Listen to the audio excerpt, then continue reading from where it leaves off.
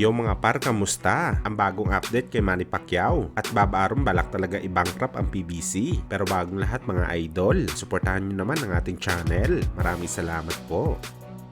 So matapos nga po lumabas ang report na posible may ikasambakbakan ng ating pambansang kamao Manny Pacquiao kalaban sa mortal na karibal nito na si Mayweather Jr. para sa isang 6-rounder exhibition fight sa huling araw ng 2023 kung saan maraming ang membro ng mga Team Pacquiao mga idol ang sumang-ayon sa lumabas na report sa rematch ni Pacman at Calvo. Ibig sabihin nito mga idol, pinag-uusapan na talaga ang rematch. Bagaman sa ngayon mga idol, sa bagong update po sa plano ng Team Pacquiao, interesado pa rin daw si Boss Manny mga idol makalaban ang undisputed welterweight champion na si Terence Crawford sa edad nito na 44 years old. Kumbaga mga idol, hanggang sa ngayon hindi pa rin sinisirado ni Boss Manny ang kanyang pinto nang bumalik sa pro boxing at makipagsabayan sa mga elite fighter kagaya ni Crawford. Subalit kung tayong tatanungin mga idol, hindi naman imposible na mangyari ang sagupaan ni Pacquiao at Crawford. Meron pa naman mga idol ang Pinoy na alas para labanan siya ng undefeated fighter. Ito nga ang pagiging popular nito at pagiging money fighter ni Pacman na siya talaga ngayon ang hinahanap ni Crawford. Bagamat kung papipiliin tayo mga idol, mas gustuhin muna natin mga idol na labanan muna ni Boss Manny si Errol Spence Jr. Kumbaga mga idol, gawin muna tune-up fight ni Pacman si Spence bago tuluyan lumaban kay Crawford. Gusto natin mga idol makita ang Pinoy legend na labanan si Spence para masilyuhan dati ang kanilang naudlot na laban noong 2021. Sinasabi ng iba na wash out daw si Pacquiao kay Errol Boy, pero tiwala tayo na hindi kakayanin ni Spence si Pacman. Kapag ganun na version na Errol Spence ang nakalaban ni Crawford, talagang malaki ang tsansa na manalo ng nag-iisang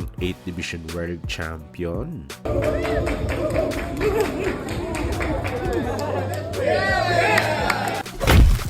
Sa kabilang banda naman mga idol, sa latest nga po na panayam ng legendary promoter na si Bob Arum sa potensyal na bakbakan ni Gervonta Tank Davis kalaban ng kanyang alaga na si Shakur Stevenson. Walang problema daw mga idol kay tanda ang ganitong laban. Tiwala daw siya mga idol sa kakayahan ni Shakur na manalo sa laban nito kay Davis. Pero hindi daw siya papayag na sa PBC mapupunta ang rights ng laban ng dalawang superstar. Ang top rank promotion daw ang masusunod dito dahil nasa kanila daw ang malaking pera para maikasa ang laban na to. Well, simpleng pahayag lang ito mga idol ni Bob Arum, pero malamang patibong niya ulit ito sa PBC para malugi ito. Kung matatandaan nyo kasi mga idol, marami nang sinakripisyo ang PBC sa kanilang mga fighters sa top rank na halos lahat natalo sa bakbakan. Una nga dito mga idol ang bakbakan ni Tyson Fury at Deontay Wilder. Pangalawa ang bakbakan ni Terence Crawford at Sean Porter. At noong July lang mga idol si Stephen Fulton kay Naoya Inoue. At ang huli nga dito si Terence Crawford at Errol Spence Jr. Lahat ng mga fighters ng PBC natalo dito. At alam nyo naman mga idol, kapag natalo ang isang fighter, syempre lugi din ang promotional company na humahawak sa kanila